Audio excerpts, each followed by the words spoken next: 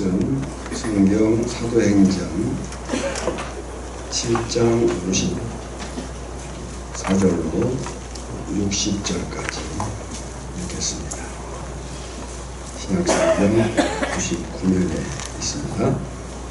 함께 읽겠습니다. 그들이 이 말을 듣고 마음에 찔려 그를 향하여 이를 갈거늘 스데반이 성령 충만하여 하늘을 우러러 주목하여 하나님의 영광과 및 예수께서 하나님 우편에 서신 것을 보고 말하되 보라 하늘이 열리고 인자가 하나님 우편에 서신 것을 보노라 하매 그들이 큰 소리를 지르며 귀를 막고 일제히 그에게 달려들어 성 밖으로 내치고 돌로 칠세 증인들이 옷을 벗어 사울이라 하는 청년의 발 앞에 두니라. 그들이 돌로 스데반을 치니 스데반이 부르짖어 이르되 주 예수여 내 영혼을 받으시옵소서 하고 무릎을 꿇고 크게 불러 이르되 주여 이 죄를 그들에게 돌리지 마옵소서. 이 말을 하고 자니라. 아멘. 모든 성경은 성령의 감동으로 기록된 하나님의 말씀임을 믿습니다. 아멘. 순교자의 신학을 따라 오늘은 교단 총회가 정한 순교자 기념 주일입니다.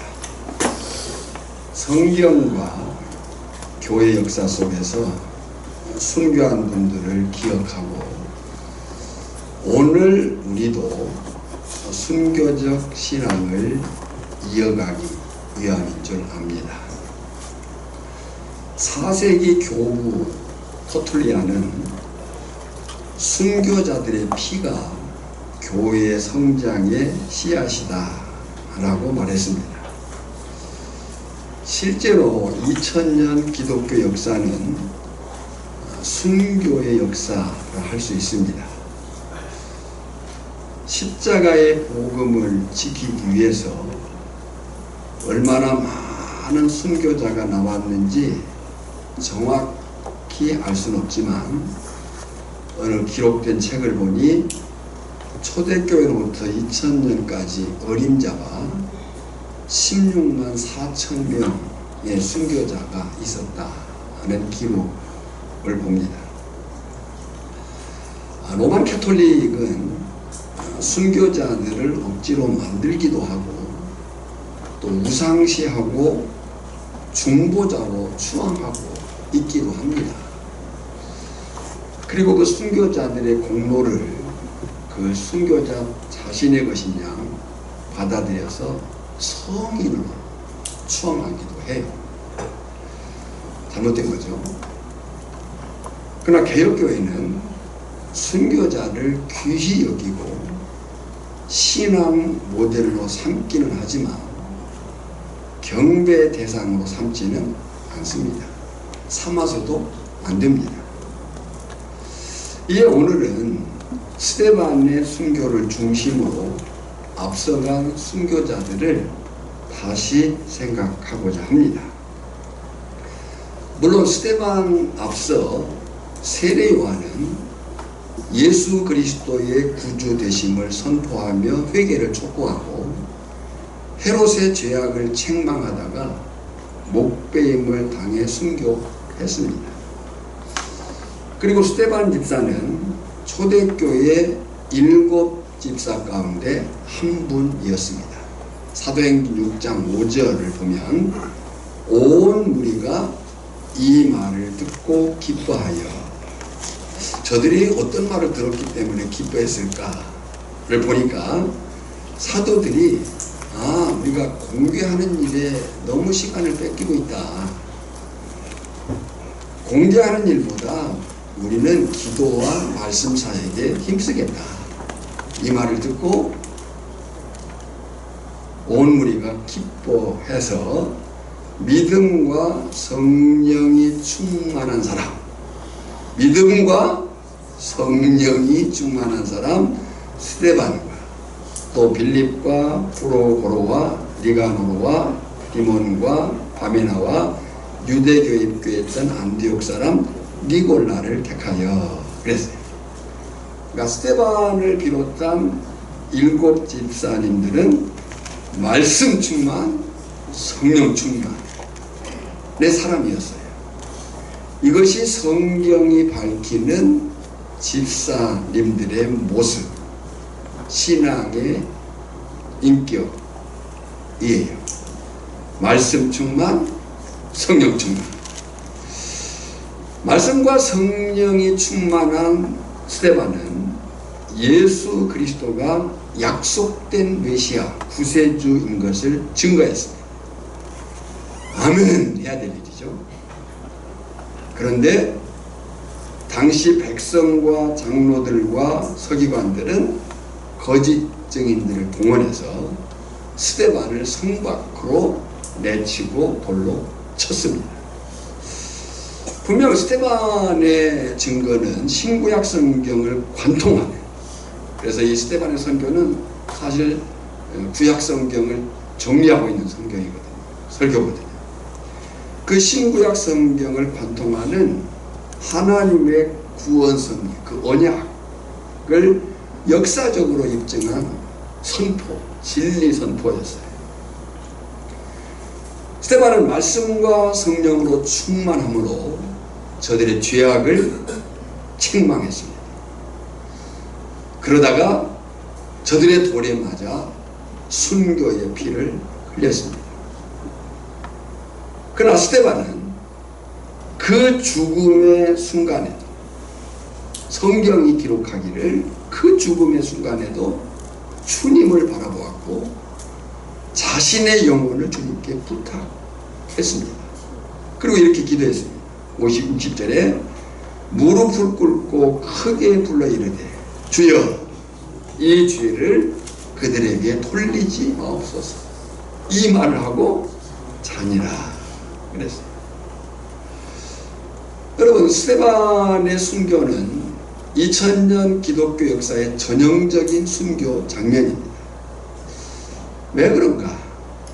스데반은 박해자들 앞에서 하나님의 구속사의 흐름, 그 하나님의 창세기 15장에서 선언된 그 여인의 후손으로 인한 그 언약의 흐름을 정확히 선포한 거예요. 예수 그리스도의 고난과 십자가와 부활을 아주 분명하게 증거를 했습니다.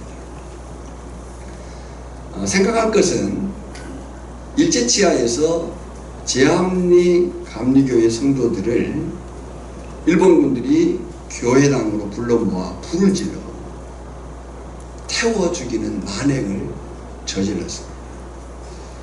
또 6.25 사변 때 공산주의자들에 의해서 죽으신 분들이 많습니다. 한국교회는 그 순교자들의 피 위에 세워져 있는 겁니다. 분명히 그들은 너무나도 억울하게 죽임을 당했습니다. 그렇다고 해서 그들 모두를 순교자라고 부르지는 않습니다. 왜 그런가 하면 대적자들 앞에서의 분명한 신앙 고백이 없었기 때문이에요. 그렇다면 어떤 사람들이 순교의 반열에 오르는가 라고 할 때 그것은 대적자들 앞에서 자신의 신앙을 말과 행동으로 떳떳하게 고백한 사람들인 거예요. 그러니까 순교자는 예수 그리스도의 고난과 죽음과 부활을 믿는다는 것을 고백하고 그 믿음 때문에 죽임당한 사람들이라고 볼 수 있는 거죠. 그래서 스데반의 순교는 성경에 쓰여진 가장 귀한 역사적 사건이고 오늘 우리가 본받아 살아낼 순교적 신앙인 줄 믿습니다. 다시 말하면 순교적 신앙이라는 것이 뭐냐라고 할 때 분명한 신앙 고백과 그 신앙 고백을 따라 사는 삶이 곧 순교적 삶인 거죠. 오늘은 한국교회에 순교자들이 참 많지만 두 분을 통해서 진짜 순교자가 누구인지 또 순교적 신앙이 무엇인지를 살피고자 합니다. 첫째는 이학봉 목사님이란 분입니다. 한국계 미국의 소설가 리차드 김, 본명은 김은국이라고 합니다. 그분이 쓴 순교자라는 책이 있습니다. 이 책은 노벨 문학상 후보까지 올랐던 책이에요. 이 저자 리차드 김은국 씨는 이학봉 목사님의 외손주예요. 근데 이 내용이 소설과는 좀 다르지만 정성국 교수님은 이학봉 목사님을 그의 순교를 이렇게 정리를 했습니다. 6.25 사변 때 12명의 목사님이 인민군에 의해서 38선 이북으로 끌려가고 어느 으슥한 숲에서 총살형을 당합니다. 교회는 그들을 순교자로 처리를 했습니다. 그런데 소설의 주인공인 정보 수상관 이중희라는 사람은 이 사실을 추적했습니다. 저들의 죽음이 정말 순교인가? 라고 할 때 그 끌려가던 12명의 목사님들은 인민군들에게 제발 목숨만 살려달라고 애원했다. 이해도 됩니다. 죽음의 현장에서 어떻게 그 죽음을 이길 수 있을까?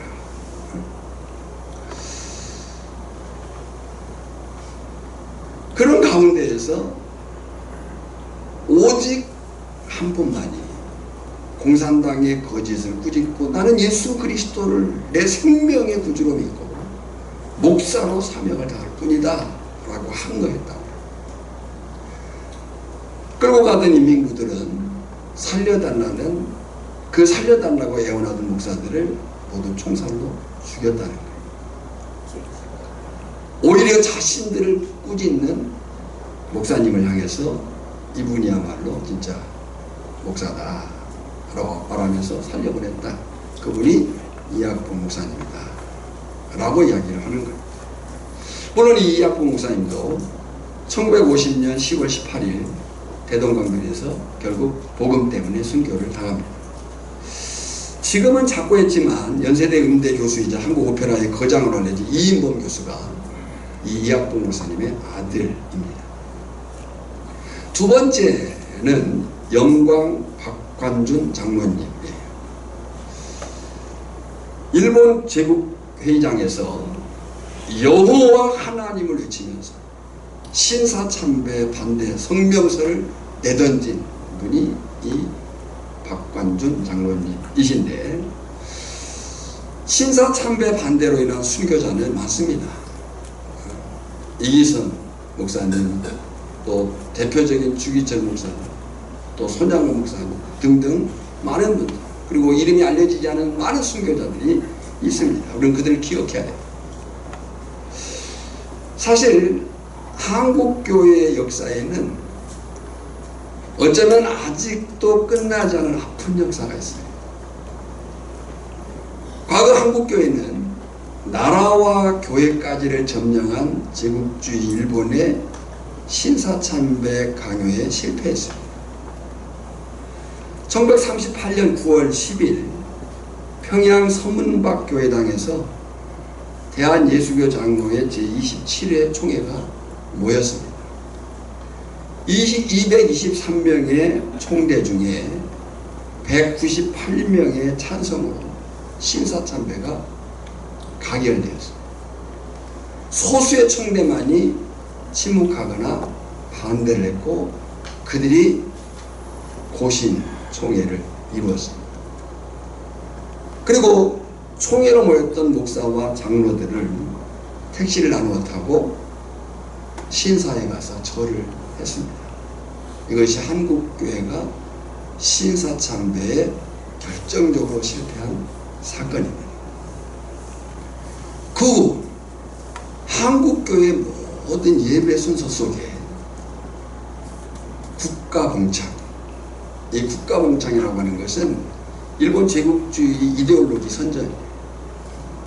또 궁성노래, 일본 천황을 향해서 동쪽을 향해서 절을 하고 한국 시민의 맹세를 제창하고 우리도 한국 시민이다. 또 대동아 전쟁의 일본 제국을 위한 필승 기도를 하고 그리고 우미 유가바 2차 세계대전 중 일본에 대한 충성과 희생정신을 고취하는 찬가를 제창하고 그런 다음에야 찬송가 1장을 부르고 사도신경을 암송하는 순서였다. 그러니까 예배에 앞서서 일본 제국주의의 국민의식이라고 하는 미명하에 이런 잘못된 일을 행한 겁니다. 참으로 안타깝고 부끄럽고 억울한 역사예요. 그렇게 한국교회는 친일 세력이 되었고 아직도 그 세력들이 정치뿐만 아니라 한국교회 내에도 자리 잡고 있다. 신사참배를 반대하던 평양신학교는 문이 닫히고 한국개혁신학의 확립자인 박형룡 박사님은 일본에서 5년, 난주에서 5년 세월을 보냅니다. 그리고 박윤선 목사님도 신사참배를 피해서 봉천신학교 교수로 후학들을 가르치게 됩니다. 한국교회 그 신학교들이 문이 닫히고 그 지도자들이 망명을 하게 된 거죠. 바로 그런 시절에 신사참배에 적극적으로 반대 투쟁에 앞섰던 분이 박관준 장로님. 이 박관준 장로님은 신사참배를 제대로 반대하려면 일본 중의원, 국회죠. 일본 중의원에 직접 쳐들어가서 반대의 뜻을 전해야 되겠다라고 결심을 합니다. 그리고 1939년 2월 14일 도쿄에서 모인 제74회 일본 제국회의장에 아들 박영창 전도사와 안희수 죽으면 죽으리라 하는 사람의 주인공인 안희숙을 대동하고 그 2층 방청석에 앉았습니다. 안희숙 여사는 박관준 장로님의 신앙적 제자이자 동역자로 신사참배를 반대하고 철회를 요구하면서 통역과 안내 역할을 맡았습니다. 드디어 이제 일본 국회가 의장이 괴를 선언할 때 이 박관준 장로님이 벼락같이 소리를 쳤습니다. 그가 외친 말이 일본어로 했겠죠. 유명한 문장입니다. 제가 일본어를 못하기 때문에 그냥 한국말로 얘기하면 이렇게 여호와 하나님의 대명이다. 일본은 반드시 망한다. 그 국회 속에서 신사참배를 반대하는 그 결의문을 던지면서 외친 거예요. 이 피맺힌 외침, 이 피맺힌 외침은 일본 총리와 각부 대신들과 중의원들과 방청객 500여 명에게 한국교회 신앙의 권기를 보였던 사건이에요. 총회는 신사참배를 가결하고 지금 그 실패한 역사 속에도 순교자는 있었다는 거예요. 박관준 장로님이 그렇게 피맺힌 외침을 그 일본 총리와 대신들과 중의원들과 수많은 방청객 앞에서 신앙의 권기를 보여낸 거예요. 박관준 장로님은 현장에서 일본 경찰에 체포되어서 6년의 옥고를 치르고 결국 견뎠지만 1945년 마지막 대동강변에 순교 직전에 순교하면서 이런 유서를 남겼습니다. 그 마지막 부분을 보면 이런 기록이 있다 하는데 예수가 나 위해 죽었으니 이제는 내가 예수를 위해 죽으리라. 이 박관준 장로님의 순교 기념비는 서울 사당동 총신대학교 중앙동산에 세워져 있습니다.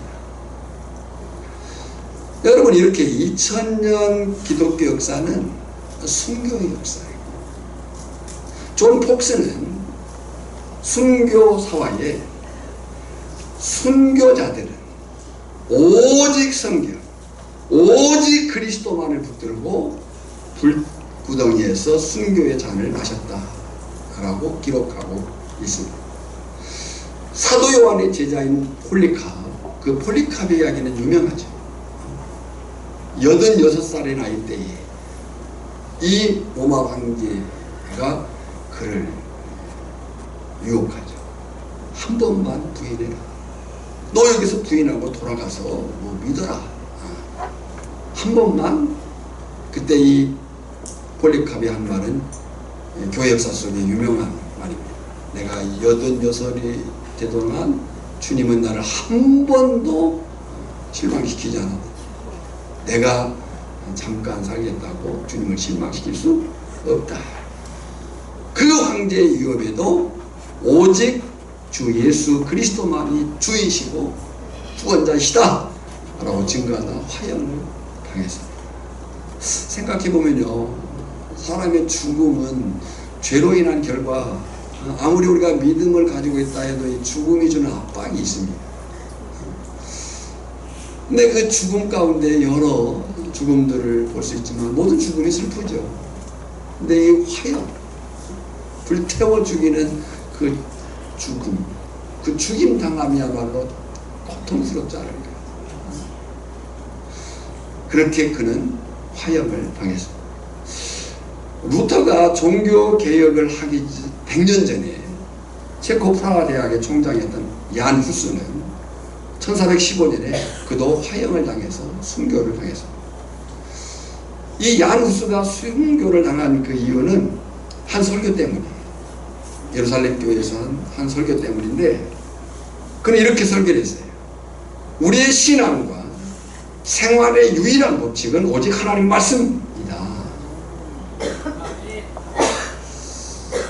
그런데요, 지금은 환란의 때가 지나고 태평한 시대가 되었습니다. 감사한 일이죠. 우리가 지금 어떤 물리적인 큰 압박을 겪지 않고 이 신앙생활, 이 자리에 앉아서 편한 자세로 자연스럽게 얼마든지 예배할 수 있음이 감사한 일입니다. 아멘. 순교자들의 흘린 피, 그 피 흘린 희생 때문임을 잊어서는 안 되는 거죠. 문제는 그 희생과 그 감사를 잊고 말씀대로 살기는커녕 이 땅 위에서의 행복만을 추구하고 예수 그리스도의 십자가의 복음을 지켜야 한다는 신앙이 약해지고 있지는 않을까 라고 하는 사실인 거죠. 기독교 역사를 보면 실제로 환란의 때보다도요, 평안할 때가 더 위험했다는 것을 알 수 있습니다. 로마가 국교화되기 전 그 로마 황제로부터 초대교회는 엄청난 그 핍박과 박해를 받습니다. 그 핍박과 박해 때에 그 로마의 복음이 심겨지고 그 로마를 통해서 사실은 세계 복음화, 로마 모든 길은 로마로 통한다는 그 쓰임 속에서 복음은 세계로 확장된 건 사실이에요. 그러니까 기독교 역사가 실제로 환란의 때에 그때가 더 위험한 것이 아니고 평안할 때가 더 위험하다라고 경고해요. 실제로 교회 연약함과 무너짐은 외부의 박해나 환란이나 위협이 아닙니다. 오히려 개인적인 성도의 삶도 마찬가지고 교회 공동체도요, 외부의 박해나 환란이나 위협이 오면 오히려 더 강해집니다. 하지만 교회 연약과 무너짐은 교회가 성도가 세상적이 되고 사람 중심이 될 때 교회는 오히려 연약해지고 무너질 수 있다 라고 하는 거예요. 예수님이 경고를 했어요. 너희는 세상의 소금이니, 소금이 되라고 얘기한 게 아니에요. 소금이라고 말씀하신 거예요. 너희는 세상의 소금이니 소금이 만일 그 맛을 잃으면 무엇으로 짜게 하냐. 맛을 잃어서는 안 된다는 거예요. 후에는 아무 쓸데없어 다만 박해버려져 사람에게 밟힐 뿐이니라. 사도 바울이 디모데에게 오늘 저나 여러분에게 이렇게 말합니다. 디모데후서 1장 8절에 보면 그러므로 너는 내가 우리 주를 증언함과 또는 주를 위하여 갇힌 자 된 나를 부끄러워하지 마라. 나 감옥에 있지만 나 부끄러워하지 마라. 내가 지금 복음을 전하다가 감옥에 있다. 나 수치스럽지 않다. 여러분, 우리가 믿음으로 살다가 당하는 곤란과 역경과 어려움은 부끄러운 일이 아닙니다. 그러면서 사도 바울이 이렇게 얘기하죠. 오직 하나님의 능력을 따라 복음과 함께 고난을 받으라. 우리는 자칫 복음으로 인한 영광을 취하려고 하는 착각에 빠질 때가 많이 있어요. 조금 예수 믿는다는 것, 조금 예수 믿고 뭘 했다는 것 때문에 자랑이 되고 교만이 되고 오만이 되는 경우들이 많아요. 바울은 그것을 얘기하지 않은 게 아니에요. 오직 하나님의 능력을 따라 복음과 함께 고난을 받으라. 이렇게 합니다. 여러분, 오늘 우리가 누리고 있는 이 축복과 평화는 바로 순교자들의 피 위에 있었음을 결코 잊지 말아야 합니다. 제가 설교 속에 준비는 하지 않았지만 잠깐 헌금기도 때 한 그 케냐의 김창훈 선교사, 저는 그 친구 뭐 학교의 후배이기도 하고 젊은 선교사이기도 해. 아픈 이야기가 있거든요. 김창훈 선교사, 김경희 선교사가 10여 년 전에 선교 현장을 출발하려고 할 때 복중이 아이가 있었어요. 근데 그 복중이 아이가 유산됐어요. 선교를 출발하지 못하고 조금 미루었어요. 그리고 이제 그래도 하나님 앞에 서약한 선교 소명을 가지고 지금 선교지에 갔는데 지난번에 다녀갔죠. 그때 막내 노아 아이가 지난번에 그 소아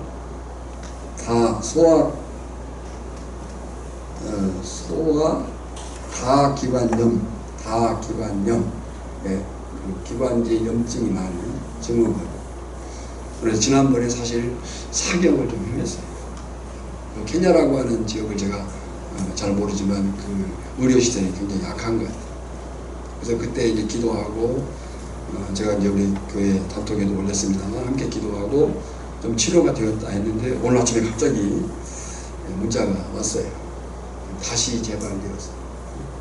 지금 위험해가지고 사모님이 어제 저녁 6시 비행기, 케냐에서 여기까지 올라오면 시간이 많이 걸려요. 출발해가지고 오늘 오후 5시쯤 도착을 하는데 그 병원 내에서 열이 높아지지 않도록 잘 견딜 수 있다. 제가 이 말씀을 전하면서 어쩌면 그 심정이 어떨까 그런 생각을 갖습니다. 자, 오늘 우리가 누리고 있는 축복과 평화, 순교자들의 피 위에 세워져 있음을 결코 잊지 말아요. 우리 오천교회가 112년 역사가 그냥 흘러온 것은 아닐 것이다. 그들의 순교자로서의 어떤 기록은 갖지 않았다 할지라도 그들의 땀 흘린, 피 흘린, 눈물 흘린 그 희생과 헌신 위에 우리가 있는 것. 우리는 어떻게 할 것이냐. 지금 우리가 순교가 없는 시대라고 말하기 어렵습니다. 우리는, 여기 살고 있는 우리는 순교가 없는 시대처럼 착각하지만 지금도 세계 어느 선교지에서는 순교의 일이 일어나고 목숨의 위협을 받고 그런 선교사들이 치열한 영적인 전쟁뿐만 아니라 물리적인 그런 위협 가운데 있을 수 있다. 지금 이스라엘과 이란의 전쟁으로 이스라엘은 난리가 납니다. 제가 알고 있는 이스라엘의 선교사들이 있습니다. 그 이스라엘 선교사들의 그 선교지, 그 선교 현장 치열하고 어떻게 될 것인가. 다시 말씀을 드려요. 오늘 우리가 누리고 있는 이 영적인 평안과 축복은 거저된 게 아니라 누군가의 그 피 흘림과 희생과 그 죽음 위에 세워진, 우리는 그들을 잊어서는 안 됩니다. 그때뿐만 아니라 지금도 어디에선가 정말 위협을 당하면서 아무리 믿음을 가지고 또 있다 한다 할지라도 위협은 위협인 거죠. 두려움은 두려움일 것이고 공포는 공포일 것이고, 그 두려움과 공포와 무서움과 그 물리적인 압박을 견디면서 믿음의 선한 싸움을 싸우고 있을 것이다. 어떻게 해야 되겠습니까? 다시 오늘 우리가 본문으로 읽은 사도행전으로 돌아와서 스데반의 순교에서 우리가 살아낼 세 가지 교훈을 보고자 합니다. 첫째는 복음의 진리 위에 굳게 서 있어라. 스데반은 단순히 죽은 게 아니에요. 스데반은 진리를 말하다 죽은 거예요. 스데반은 하나님의 구속사의 중심인 예수 그리스도를 담대히 선포한 그 사실 때문에 죽임을 당한 거예요. 억울하게 죽은 게 아니에요. 억울하게 죽었다고 단순 순교가 아니에요. 여러분, 때로 우리가 잘못해가지고 욕심내다가 사람들에게 먹는 욕은 순교적인 삶이 아니에요.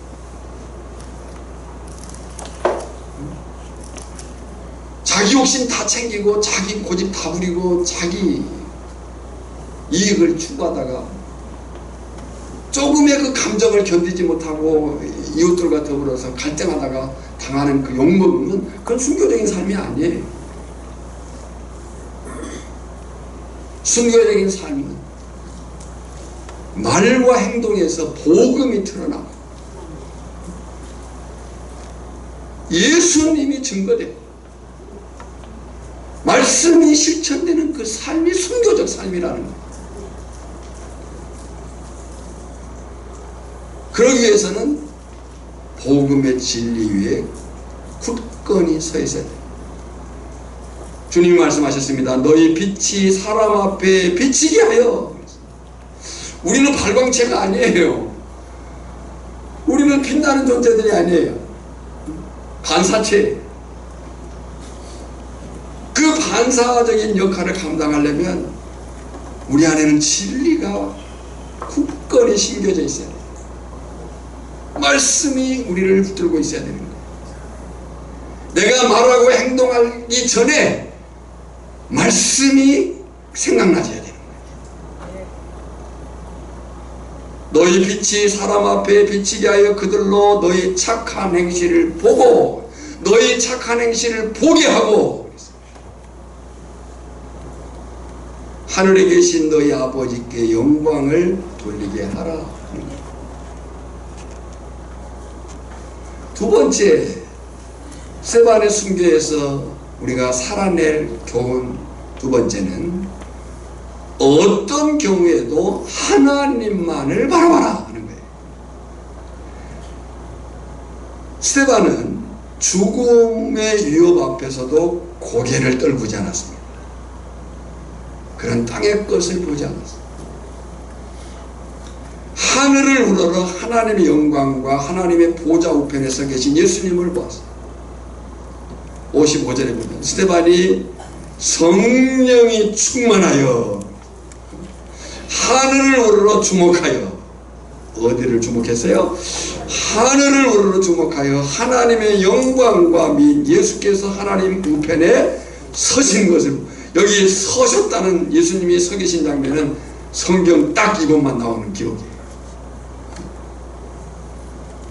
여러분, 예수님은 우리가 순교적 삶의 자리에서 믿음 지켜 싸울 때 일어서셔서 우리를 응원하시는 분이심을 믿습니다. 우리가 말씀을 붙들고 그 삶의 현장 속에서 정말 순교적 삶을 때로 예수님 때문에 욕을 먹고, 때로 예수님 때문에 피해를, 손해를 감당하고, 충분히 내가 이길 수 있는 일이지만 예수의 이름으로 견디고,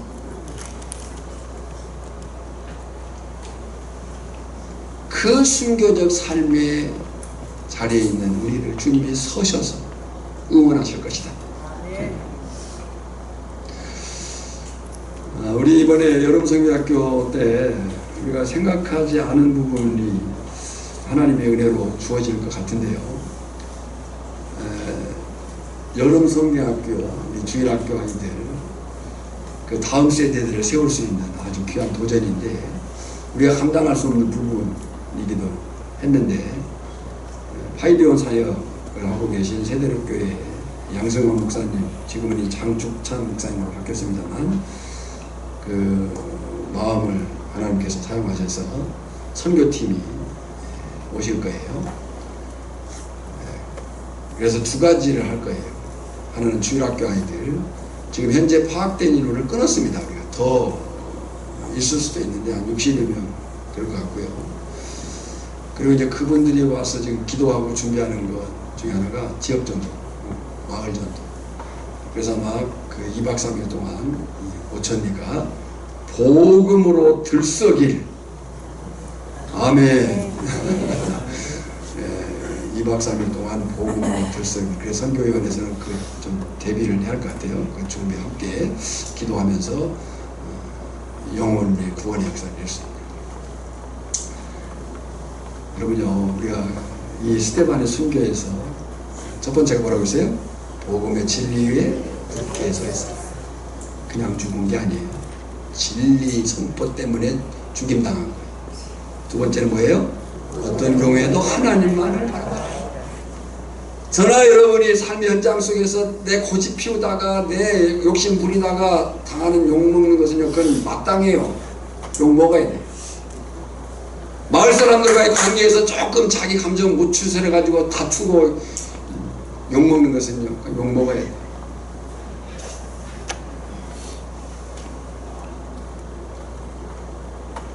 천번, 100번 전도하는 것보다도요, 1000번, 100번 복음을 전한다 해도요, 마을에서 믿는 사람이 한 번 다투거나 하면요, 그건 다 무너지는 거예요. 아주 조심해요. 참으셔야. 그러나 예수님 때문에 때로 손해를, 피해를, 욕먹음을 입는다면, 참는다면 그 현장에 주님이 서셔서 보시며 이기라고, 싸우라고, 승리하라고 응원하실 줄 믿습니다. 믿음의 사람은 그 어떤 고난 중에도 하늘을 바라보는 사람. 세 번째, 스데반의 순교에서 우리가 살아낼 교훈은 세상, 이웃을 품고 기도하라. 주님은 우리를 세상과의 영적인 싸움을 얘기했지만 세상의 영혼들에 대해서는 품으라고 부단히 말씀하십니다. 스데반은 자신을 향해 돌을 던지는 사람들을 위해서 기도했어요. 자신을 죽이려고 한 사람들. 59절이죠. 그들이 돌로 스데반을 치니 스데반이 부르짖어 이르되 주 예수여 내 영혼을 받으시옵소서. 그리고 60절에 무릎을 꿇고 크게 불러 이르되 주여 이 죄를 저들에게 돌리지 마옵소서. 이 말을 하고 자니라. 아는 대로 이 기도는 누구의 기도예요? 이 기도는 누구의 기도예요? 예수님의 기도예요. 스데반이 기도한 이 기도는 누구의 기도예요? 예수님의 십자가에서 하신 기도예요. 그러니까 생각해보면 그 스데반은 결국 그 마음 중심에 누가 계신 거예요? 예수님. 이렇게 물어야 됩니다. 우리의 삶의 현장에서. 때로 믿음 때문에 겪는 여러 가지 오해와 싸움과 또 손해와 그런 현장 속에서 물어야 돼요. 내 안에 계신 주님께 물어야 돼요. 예수님이라면 어떻게 할 것인가? 예수님, 화가 납니다. 나 잘못한 거 없습니다. 그때까지라도 물으셔야 돼. 예수님, 예수님이라면 어떻게 하시겠어요? 주여, 이 죄를 저들에게 돌리지 마옵소서. 순교자의 신앙은 복수가 아니라 용서고, 순교자의 피는 미움의 피가 아니라 사랑의 피였던 겁니다. 그런데요, 순교는 단지 과거 사건이 아니잖아요. 우리는 과거 그 믿음의 선한 싸움을 싸운 순교자들의 이야기를 하고 있지만, 순교는 단지 과거의 얘기야. 오늘을 사는 우리에게 믿음의 방향과 삶의 태도를 가르치는 거예요. 순교자들의 그 피 흘림의 죽음이 결코 헛되지 않았듯이, 오늘 우리가 순교적 신앙으로 살아낸 이 믿음은 결코 헛되지 않을 줄 믿습니다. 바라기는 오늘 우리도 순교자의 신앙으로 살기를 축복합니다. 그때 예수님께서 일어서셔서 저나 여러분을 응원해 주실 줄 믿습니다. 이 사실을 우리가 새기면서 찬양, 십자가의 길 순교자의 삶 찬양하고 제가 기도하겠습니다. 십자가의 길 순교자의 삶입니다.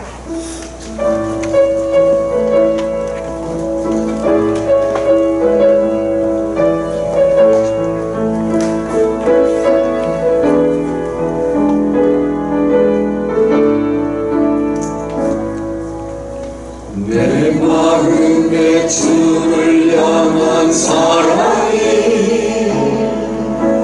나의 말에 주가 주신 진리로 나의 눈에 주의 눈물 채워주소서.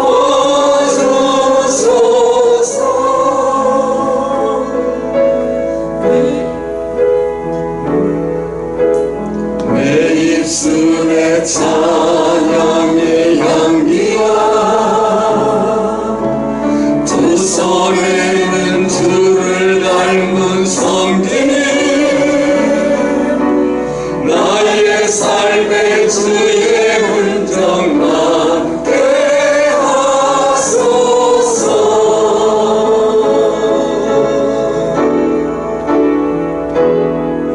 하나님의 사랑이 영원히 함께하리. 십자가의 길을 걷는 자에게 순교자의 삶을 사는 이에게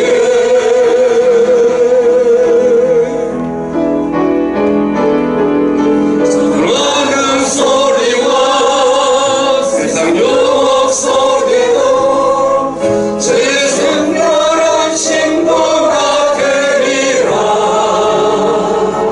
내 생명 주님께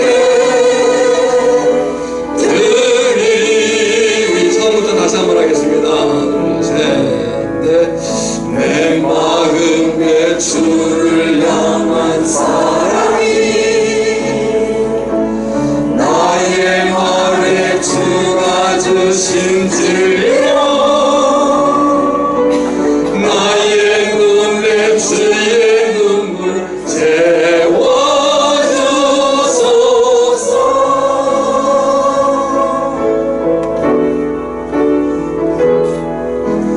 내 입술에 찬양의 향기가 두 손에는 주를 닮은 성김이 나의 삶에 주의 흔적 남게 하소서.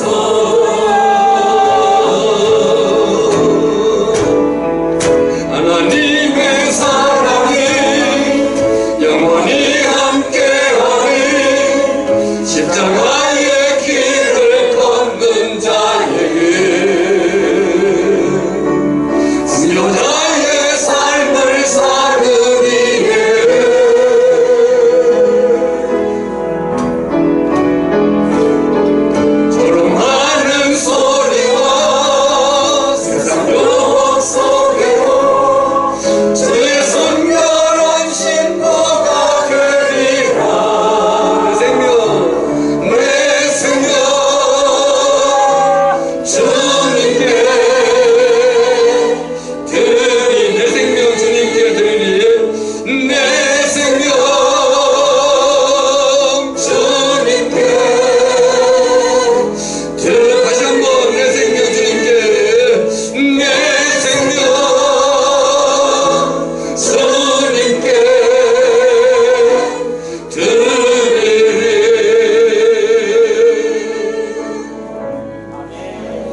하나님 아버지, 오늘 우리로 하여금 순교자들의 거룩한 신앙을 기억하게 하시니 감사합니다.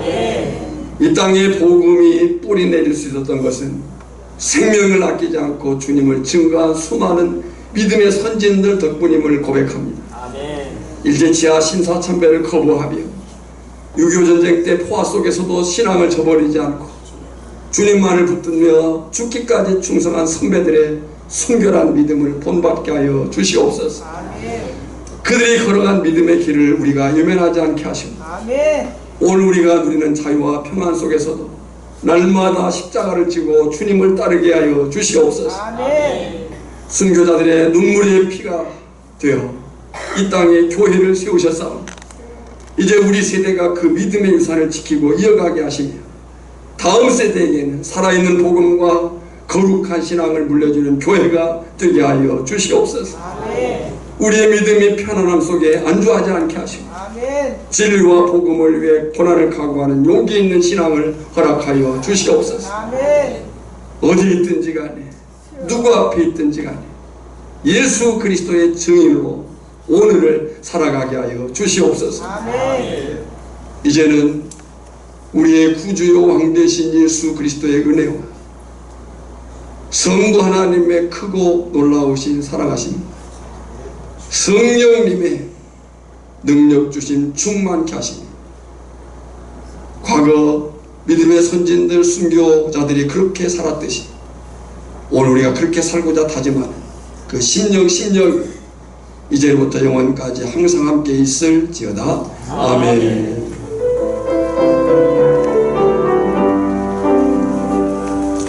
우리 모두 손을 내밀어서 넘어진 형제 일으켜주세.